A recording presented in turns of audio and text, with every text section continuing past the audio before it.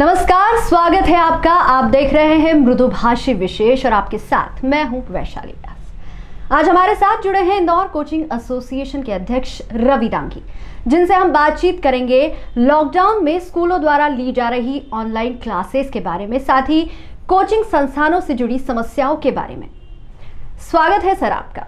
नमस्कार। मैं सबसे पहले आपको और आपके इस चैनल को समस्त कोचिंग संस्थाओं और समस्त कोचिंग संचालकों की ओर से बहुत बहुत धन्यवाद देना चाहता हूं कि आपने कोचिंग संस्थाओं के दर्द को समझने की कोशिश करी, उनकी बातों को शासन और प्रशासन तक पहुंचाने का आज आप कार्य कर रहे हैं। बहुत बहुत धन्यवाद। सर, सबसे पहले तो हम आपसे जानना चाहेंगे कि लॉकडाउन के दौरान कोचिंग संस्थानों पर क्या असर पड़ा है। लॉकडाउन लगने के बाद हर क्षेत्र में कोविड-19 ने अपना एक बुरा असर छोड़ा है, बुरा प्रभाव डाला है। उनमें कोचिंग संस्थानें भी आती हैं।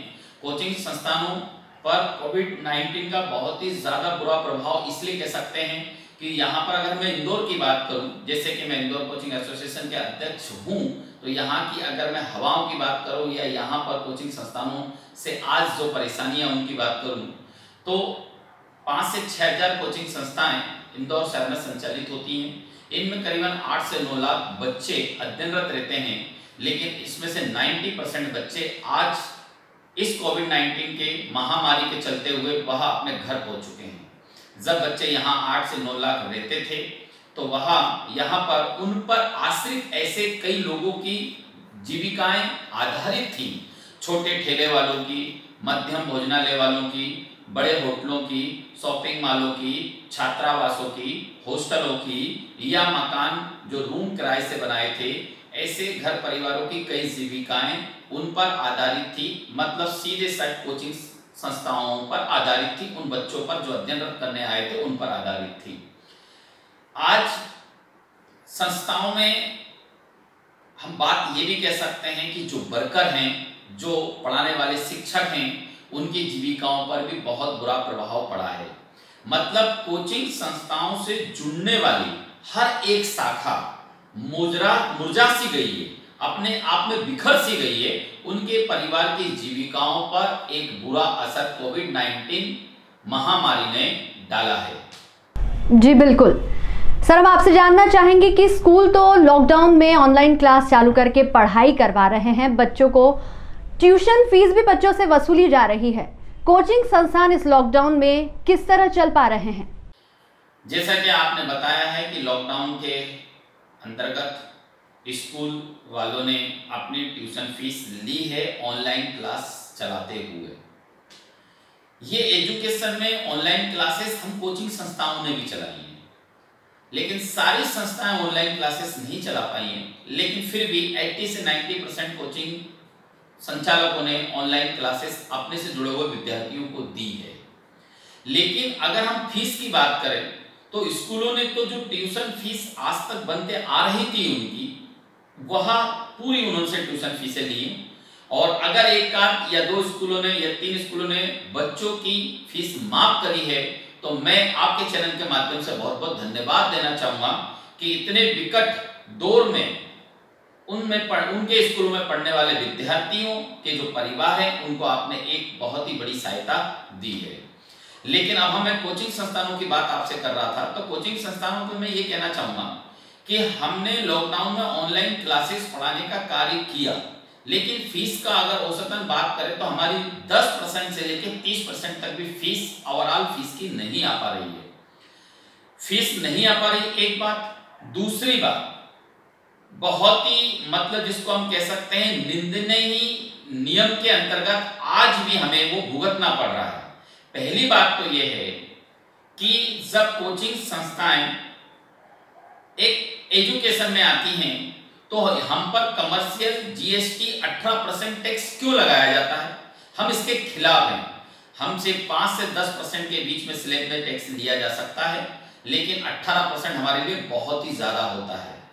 उसके बाद अब 18% का हम पे तो मार होती है, लेकिन हम किससे लेते हैं? बच्चों से और उनके पेरेंट्स से। मतलब सीधी बात कि वह 18% की मार बच्चे और पेरेंट्स को इनडायरेक्ट पड़ती है। अब बात यह भी है कि ऑनलाइन क्लासेस लेने के बाद भी वह 18% टैक्स तो हमें देना ही है। मतलब फीस 10 से 30% नहीं आ पा रही है, 18% उसका जो भी 18% बनता है वो भी देना है। तो इस प्रकार से ऑनलाइन क्लासेस के मतलब चलाने पर इस लॉकडाउन के अंदर कोचिंग संस्थाओं को उल्टे मुंह की खानी पड़ी है। मतलब ये मान के चलें कि अपने घर में या अपने बैंकों में या अपने बैंक में जो जमा राशि थी उसको उसने निकाली और उसका उपयोग करके उन बच्चों को पूरी शिक्षा देने का कार्य उसने किया। लेकिन शिक्षा से जुड़े हुए लोग हैं हम, इसलिए हम विद्यार्थियों के साथ गलत नहीं कर सकते, चाहे हालात कुछ भी हों, लेकिन हमने उन्हें शिक्षा देने का कार्य किया है। डांगी जी बताएं, सिर्फ मध्य प्रदेश में लगभग 30,000 कोचिंग संस्थान हैं। इनसे जुड़ा स्टाफ किस तरह से प्रभावित है और उनकी पारिवारिक स्थिति पर क्या प्रभाव पड़ा है?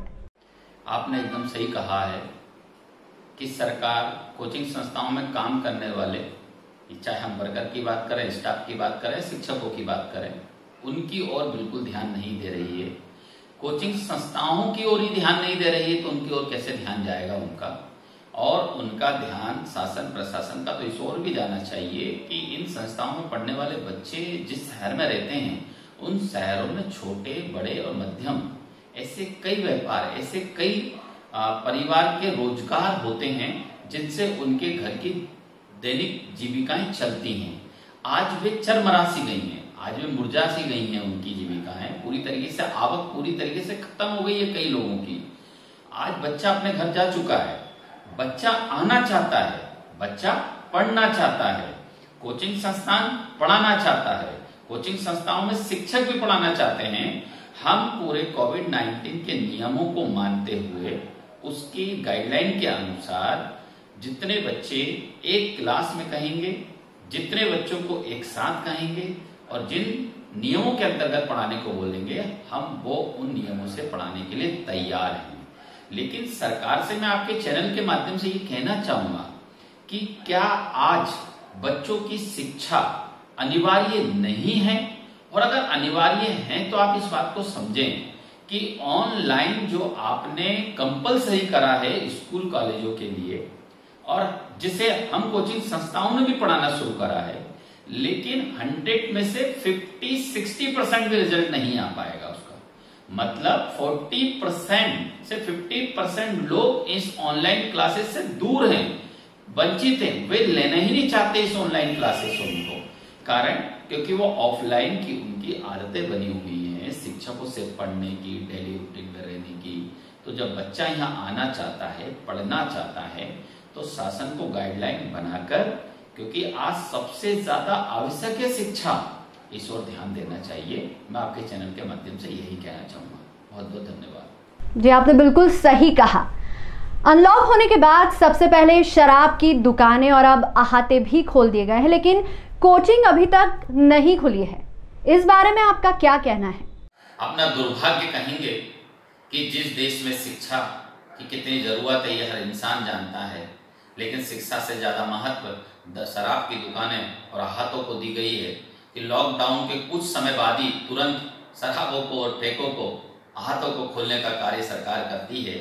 शिक्षा की ओर ऐसा कोई कदम नहीं उठाती है कि इस कोविड-19 की महामारी के अंतर्गत सबसे ज्यादा अगर ये देखने को मिला है हम कोचिंग संस्थानों को, तो हमको निराशा इस बात की है कि सरकार ने हमारी बिल्कुल नहीं सुनी, सरकार ने हमारी तरफ बिल्कुल ध्यान नहीं दिया। ऐसा नहीं है कि हम प्रतिनिधि बनकर इन कोचिंग संस्थाओं की ओर से नहीं गए, हम गए, मिले, लेकिन उनका रिस्पॉन्स हमारी ओर बिल्कुल नहीं था। डांगी जी, हमें बताएं, क्या सरकार कोचिंग संस्थानों से जुड़े इतने सारे परिवारों की ओर बिल्कुल ध्यान नहीं दे रही है? क्या उनकी आर्थिक और पारिवारिक स्थिति किस तरह से चल रही होगी? क्या सरकार कोचिंग संस्थानों की ओर उदासीन रवैया अपनाए हुए है? जैसा कि आपने बताया, मध्य प्रदेश के अंदर 30,000 कोचिंग संस्थाएं संचालित हो रही हैं। इंदौर में करीबन 5 से 6,000 कोचिंग संस्थाएं संचालित हो रही हैं। इंदौर में अगर हम इन 5 से 6,000 संस्थाओं में संचालित कोचिंगों की बात करें और उनमें पढ़ने वाले बच्चों की संख्या की बात करें तो 8 से 9 लाख बच्चे इन संस्थाओं में अध्ययनरत हैं। अब इन जो मध्य प्रदेश का आपने आंकड़ा बताया है, लगभग 30,000 कोचिंग संस्थाएं हैं। आप औसतन मान के चलिए कि एक कोचिंग में यदि 10 से 12 मेंबर वर्कर के रूप में, शिक्षक के रूप में, स्टाफ के रूप में काम कर रहे हैं। यदि हम इन्हें जोड़ें तो करीबन 4 से 5 लाख परिवार इन कोचिंग संस्थाओं पर निर्भर हैं, डिपेंड हैं।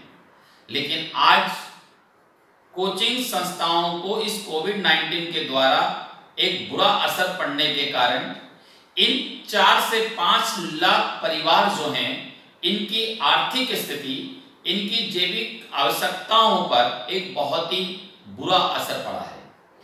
इस और सरकार को देखना चाहिए, सरकार को तुरंत जवाबदारी लेना चाहिए और कोचिंग संस्थाओं के जो एसोसिएशन बने हुए हैं उनको बुलाकर उनसे मीटिंग करना चाहिए और इनमें काम करने वाले 4 से 5 लाख परिवार जो हैं उनकी जीविकाओं पर कहीं ना कहीं अपना मददगार अपना व्यवहार पेश करना चाहिए। जी बिल्कुल। मेरा अगला सवाल आपसे ये है कि अनलॉक 4 में सभी तरह के बिजनेस और इंडस्ट्री खोली जा रही है, फिर भी कोचिंग खुलने के बारे में कोई गाइडलाइन जारी नहीं की जा रही है। सरकार ने इस और कोई कदम नहीं उठाया है। आप इस बारे में मृदुभाषी के माध्यम से क्या कहना चाहेंगे? मैं मृदुभाषी के माध्यम से यही कहना चाहूँगा कि जब लॉकडाउन होते धीरे धीरे आपके द्वारा सब खोला जा रहा है तो कोचिंग संस्थानों को क्यों नहीं खोला जा रहा है? कोचिंग संस्थानों को भी खोला जाए, गाइडलाइन के साथ खोला जाए, सुरक्षा के साथ खोला जाए। बहुत बहुत धन्यवाद सर आपका। इसी तरह के विषयों पर चर्चा आगे भी जारी रहेगी। आज के लिए फिलहाल इतना ही। आप बने रहिए हमारे साथ और देखते रहिए मृदुभाषी न्यूज। ताज़ा खबरों के लिए हमारे चैनल को सब्सक्राइब कीजिए, लाइक कीजिए और शेयर कीजिए।